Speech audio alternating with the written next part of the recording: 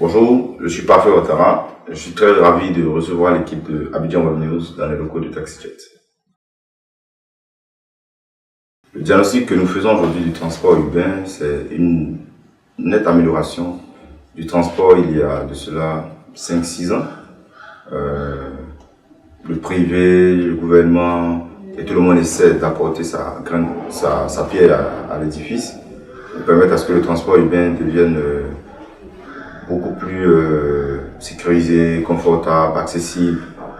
Il y a beaucoup d'efforts qui ont été faits et qui continuent d'être faits pour permettre à ce que le transport en Côte d'Ivoire soit le plus moderne possible sur différents secteurs et dans différents segments dans les transports ici en Côte d'Ivoire. Ouais. Au niveau de l'aviation, il y a des renforcements de capacités. Au niveau du transport urbain en lui-même, il y a de nouveaux taxis qui ont vu le jour, il y a de nouvelles méthodes, de nouveaux moyens d'utiliser ces taxis-là qui ont vu le jour. Il y a une nette amélioration, mais constante qui est en cours. Donc on avance dans le bon sens. Oui, bien sûr que j'ai connu des galères dans le transport. Je me souviens de mes années encore quand j'étais étudiant. On finissait les cours à l'université de Cocody autour de 18h30, 19h. À ce moment-là, il fallait aller emprunter le bus pour rentrer à la maison. Et c'était vraiment pas facile parce que il fallait attendre souvent des heures. Il fallait tous monter dans le bus pendant qu'on était un nombre vraiment... on était un grand nombre.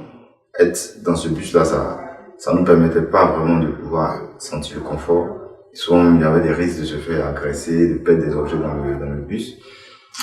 Comme anecdote, je me rappelle quand j'étais en 6e, je devais aller faire le cours des pièces et j'avais oublié ma carte de bus à la maison. Et du retour du cours des pièces, il y avait un contrôle. Et au moment du contrôle, je me rends compte que j'ai pas ma carte de bus puisque c'est resté dans mon kaki. Et le contrôleur me fait descendre du bus. J'étais vraiment inquiet, je me demandais, mais est-ce qu'on va m'emmener à la prison de la Sotra pour que mes parents viennent régler ou comment ça va se passer? Et après, ils ont accepté de me laisser passer parce qu'ils se sont rendus compte que j'étais sincère dans le fait que j'avais ma carte de bus. Et bien sûr, avec les différents projets du transport urbain et du renouvellement de parcs auto en Côte d'Ivoire, je pense que ça va vraiment permettre à améliorer la qualité des offres de transport ici en Côte d'Ivoire. Vous voyez, aujourd'hui, avec ces différentes possibilités qui existent pour se déplacer, ça a légèrement amélioré la qualité de transport, mais avec le train qui pourra prendre beaucoup plus de personnes, on pourra se déplacer ici en Côte d'Ivoire dans le confort qui pour nous n'est pas un luxe, mais c'est un droit. Donc on espère et on est très optimiste. Et c'est l'une des raisons pour lesquelles on existe, c'est de vraiment permettre à ce que le transport soit le plus efficient, le plus confortable possible sur l'étendue du territoire national et dans la région.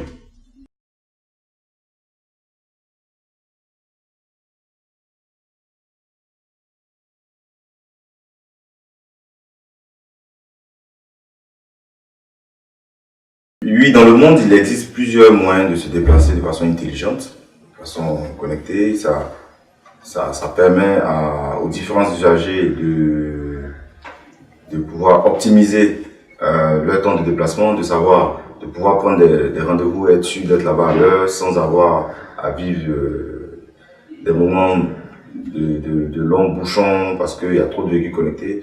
Les transports intelligents permettent de pouvoir aussi remonter les informations et de prendre des décisions le plus rapidement possible.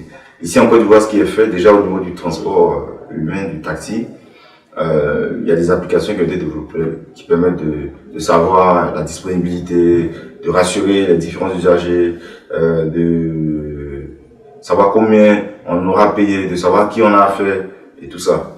Et aussi, il y a aussi des organisations qui existent qui permettent de travailler sur la fluidité des transports, ce qui réduit largement le temps des bouchons parce que ça permet de savoir à quel moment il y a des bouchons, à quel moment il n'y en a pas. Donc ça permet de décider à quel moment on décide de rentrer chez soi ou on reste au bureau ou on reste où on est. Le transport intelligent aussi permet aux propriétaires, à ceux qui ont des véhicules, de savoir à tout moment où est leur véhicule, comment le véhicule se comporte, la santé du véhicule, notamment les pannes et tout ça. Et leur permet aussi de pouvoir savoir comment, à quel moment on fait des vidanges, à quel moment on fait ceci, quelle est la panne dans la voiture, qu'est-ce qu'il faut changer, qu'est-ce qu'il ne faut pas changer. Donc le transport urbain aujourd'hui en Côte d'Ivoire est une réalité. Il permet d'avoir un transport qui est plus efficient, qui est plus adapté pour tous ceux qui sont dans ce métier-là. Et il permet au pays de pouvoir faire un grand bond en avant pour son émergence en 2020. TaxiJet se positionne comme étant un partenaire clé pour le transport ici en Côte d'Ivoire. On essaie d'apporter la sécurité dans les déplacements pour permettre aux différents usagers et aux différents propriétaires de taxis de savoir à qui ils ont affaire, déjà d'identifier les parties. Ensuite, ce qu'on permet, c'est aux propriétaires de taxi de savoir suivre son actif, donc de pouvoir suivre sa voiture en temps réel, d'avoir l'état de santé de sa voiture en temps réel, de savoir le niveau de consommation, la performance de son conducteur, afin au besoin de le recycler pour qu'il soit beaucoup plus performant et beaucoup plus efficient dans sa manière de conduire. En gros, on se positionne comme une plateforme technologique qui aide le transport à aller vers le haut. Voilà aussi un peu comment on essaie de contribuer au transport ici en Côte d'Ivoire. TaxiJet, c'est une entreprise technologique qui propose une solution dans le transport urbain à Abidjan pour le moment. L'idée nous est venue il y a 3 ans de cela. On a mis en place une plateforme qui permettait d'identifier les différentes parties, notamment le conducteur et l'usager. Ça rassure les deux parties et ça permet à ce que le voyage se passe en de bons termes. Et aussi, le prix est connu à l'avance, donc ça permet au client, quelle que soit son origine, de savoir combien il doit payer avant que la course n'ait lieu. Donc ça rassure aussi bien le client que le chauffeur. Et enfin, on a permis au chauffeur de travailler un peu plus efficacement. Qu'est-ce que ça veut dire? Le chauffeur ne fait plus de maraude à la recherche du client parce que il se déplace seulement lorsqu'il reçoit des courses, donc il brûle moins de carburant et le client sait aussi où est le chauffeur, donc il passe beaucoup moins de temps à chercher un chauffeur de taxi pour se déplacer.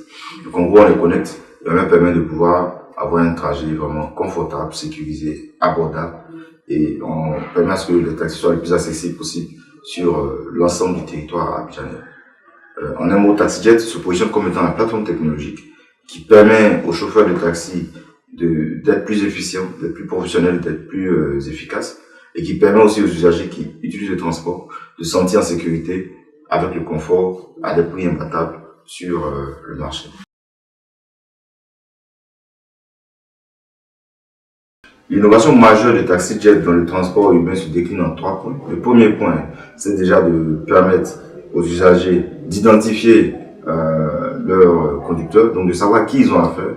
On sait qu'on a passé un long moment de crise, il y avait un gros souci d'insécurité dans le transport urbain et à des heures de la nuit, c'était difficile de se sentir confortable lorsqu'on montait dans un taxi. Et aujourd'hui, ce n'est plus le cas. On a une identité claire du conducteur, pareillement pour le conducteur qui est une identité claire du client. Deuxièmement, ce que TaxiJet a apporté comme innovation majeure dans le transport urbain, c'est d'apporter la technologie qui permet aujourd'hui aux propriétaires de taxi de pouvoir avoir une idée claire de la rentabilité de son actif. Donc, de passer d'une activité qui est hasardeuse à une activité qui est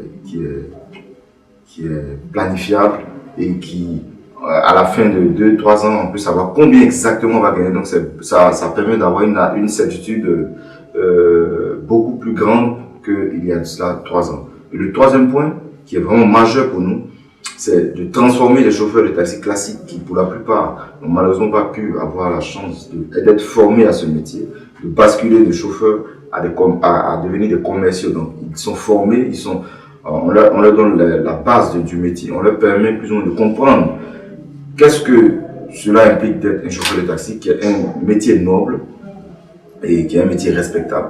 Et on leur permet d'avoir une source de revenus beaucoup plus raisonnable. Et on leur permet aussi d'avoir une assurance aussi bien pour eux que pour leur famille. Donc on leur permet d'avoir un métier qui leur permet de se projeter, d'avoir un peu plus de certitude et d'être fiers de ce qu'ils font comme travail. Ce qui décline aussi sur la manière dont l'offre est délivrée aux clients, qui se sentent beaucoup plus en sécurité, qui est content d'utiliser le service et qui même souscrivent à des abonnements sur 1 an, sur 2 ans, sur 3 ans. Donc en gros, l'innovation majeure de Taxisez se décline en 3 offres. La technologie, la transformation de chauffeurs à devenir des commerciaux qui sont beaucoup plus accueillants, plus chaleureux, plus respectueux du client. Et enfin, la sécurité qui permet aux clients et aux chauffeurs qui est devenu commercial de se sentir dans le confort.